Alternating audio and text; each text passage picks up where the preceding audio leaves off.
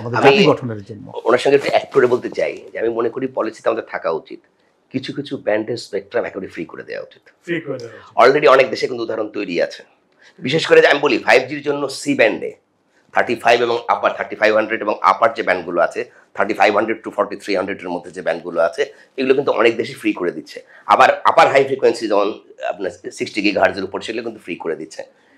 আমি যদি স্পেকট্রামটা ফ্রি করে দিয়ে মোবাইল অপারেটরদেরকে বলি যে তুমি আমার এই কোয়ালিটি এনশিওর করো, তাহলে ডেফিনেটলি স্পেকট্রাম বিক্রি করে যে আমার টাকাটা পাচ্ছি তার চেয়ে আমি রেভিনিউ শেয়ারিং থেকে অনেক বেশি টাকা পাবো যখন সে অনেকগুলো সার্ভিস ডিপ্লয় করবে। যখন আমার ডাটা ইউজেসটা আজকে 6GB থেকে 20GB চলে যাবে, তাহলে খেয়াল করেন আপনি এই যে প্রায় 14GBর বাড়তি ব্যবহার, এই যদি প্রায় এই 7 থেকে 8 কোটি মানুষ এই বেশি এত বেশি ব্যবহার করে, তার জন্য যদি পে করে সেই টাকা স্পেকট্রামে কয় গুণ বেশি হয়।